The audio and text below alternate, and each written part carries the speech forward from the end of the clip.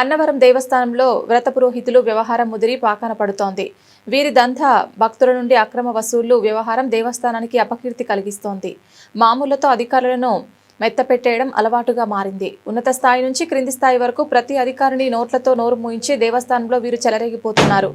వీరిని నియంత్రించకపోతే సత్యదేవుని వ్రతాలు అపఖ్యాతి పాలవుతాయంటున్నారు భక్తులు. కార్తీక మాసంలో కోట్లలో దందా గడిచిన కార్తీక మాసంలో సత్యదేవుని వ్రతాల ద్వారా దేవస్థానానికి 9 కోట్లు ఆదాయంగా లభిస్తే వ్రత పురోహితులు వివిధ దానాల పేరుతో భక్తుల నుండి 4 కోట్లు అక్రమ వసూళ్లకు పాల్పడినట్లు ఆరోపణలున్నాయి. దేవస్థానంలో వీరి అక్రమ దందా ఏ రేంజ్లో ఉందో దీని ద్వారా స్పష్టమవుతోంది.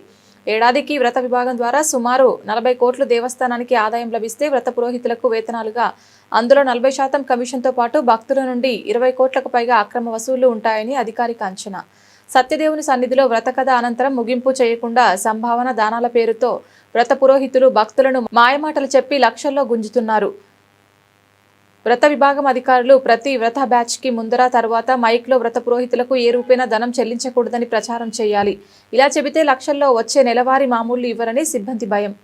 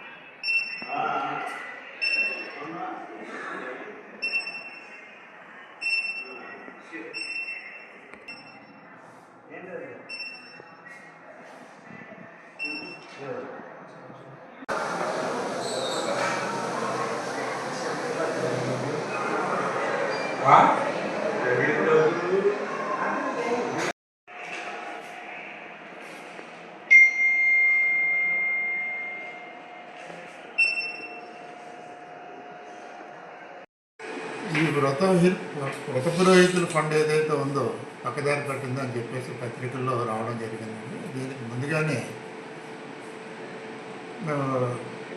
ఇంటర్నల్ చెకింగ్ చేసుకునేటప్పుడు ఏదో డౌట్ వచ్చి లిస్టులు వెరిఫై చేసినప్పుడు కొంత అమౌంట్ ఎక్సెస్ వెళ్ళినట్టుగా భావించి ఒక 2 years మనం వెరిఫికేషన్ చేయడం జరిగింది. 24, 25 2 సంవత్సరాలు చేసినట్టయితే ఒక 28 లక్షల చిల్లర పక్కదారి పెట్టినట్టుగా తెలిసింది. ఇమ్మీడియట్గా ఎవరైతే దానికి బాధ్యుడై ఉన్నారో అతను పిలిపించడం, కూర్చోబెట్టి మాట్లాడడం జరిగింది. వారి దగ్గర కూడా రికవరీ చేసి ఆ అమౌంట్ 28 లక్షలు ఏదైతే అకౌంట్ నుంచి డ్రా చేశారో ఆ అకౌంట్కి ట్రాన్స్ఫర్ చేయడం జరిగిందండి. వారి ఈ ట్రాన్సాక్షన్ అంటే ఈ ప్రాసెస్ అంతా వారు చేసేవారు, కరెస్పాండెన్స్ అంతా ఆయన చేసేవారు, ఆ ఓచర్ జనరేట్ చేసేవారు. ఆ ఓచర్నే మా సిబ్బంది కూడా యాజ్ ఇట్ ఈజ్ దాన్ని చెప్పుకోవాలంటే గుడ్డిగా సంతకాలు పెట్టి పంపించడం జరిగింది.